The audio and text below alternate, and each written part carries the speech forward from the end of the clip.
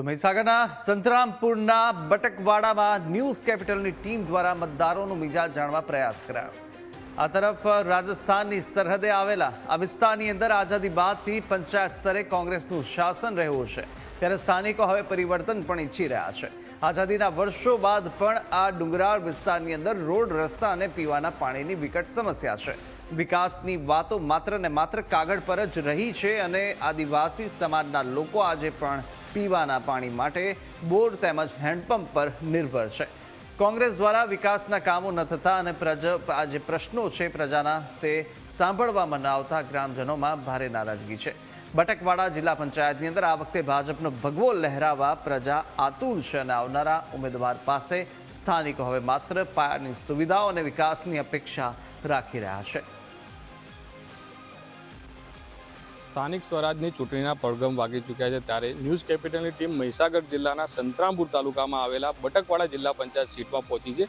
ત્યારે આપણે અહીંના જે સ્થાનિકો ઉપસ્થિત છે તેમની સાથે જાણીશું શું છે મિજાજ અને કેવા ઉમેદવારને તેઓ પસંદ કરશે। કાકા, શું નામ છે તમારું અને કેવા પ્રકારના ઉમેદવારોને પસંદ કરશે? મારું નામ માનસિંહભાઈ ગલજીભાઈ ડામોર, ગામ બટકવાડા। અત્યારે હાલના સંજોગોમાં બટકવાડા તાલુકા પંચાયત અને જિલ્લા પંચાયત બંને સીટમાં બીજેપીના ઉમેદવારને વિજેતા બનાવવાની અમે મૂડમાં છીએ અને બંને વિજેતા થવાના જ છે। શા માટે બીજેપીના ઉમેદવાર ચાહો?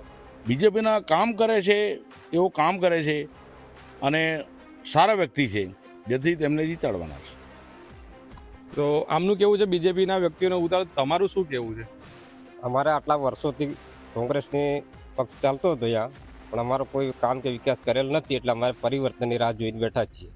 આ ફેર અમે ચોક્કસ 100% પરિવર્તન લાવવાના છીએ। આવનારા ઉમેદવાર સાથે શું અપેક્ષા રાખો? આવનારા ઉમેદવાર તરીકે અમે એવી અપેક્ષા છે કે અમારા ગામનો રોડ, રસ્તા, પાણીની બધી સુવિધા વિકાસ પૂરો કરે એવી અમે અપેક્ષા રાખીએ। તો આ બાબતે આપનું શું કેવું છે? કેવી અપેક્ષા રાખો છો ઉમેદવાર પાસે અને શું સમસ્યાઓ તમને નડી રહી છે હાલમાં?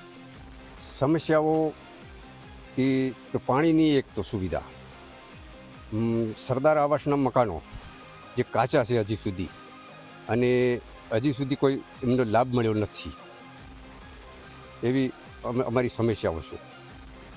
ભૂતકાળમાં કોઈ તાલુકા સભ્યો તમારું સાંભળ્યું કે નહીં એવું? હા, પહેલી રજૂઆત કરી હતી, પણ અમારી અત્યારે કોઈ રજૂઆત સાંભળી નથી। અત્યારે કઈ પાર્ટીના ઉમેદવારો? અત્યારે અમે નવો ઉમેદવાર પસંદ કર્યો છે બીજેપીનો, એને અમે ચૂંટી લાવીશું એવી અમારી અપેક્ષા છે। ચોક્કસથી આ હતા બટકવાડા ગામના લોકો કે જેઓનું કહેવું છે કે ભૂતકાળમાં અન્ય પાર્ટીના લોકો જ્યારે અહીંયા રહી ચૂક્યા છે, પરંતુ કોઈ સ્થાનિક કામો થયા નથી, જેથી આ વખતે પરિવર્તન માંગે છે અને ભાજપને અહીંયા જીતાડી લાવવાની તેઓ માંગ કરી રહ્યા છે। મૃગરાજસિંહ પુવાર, ન્યૂઝ કેપિટલ, મહીસાગર।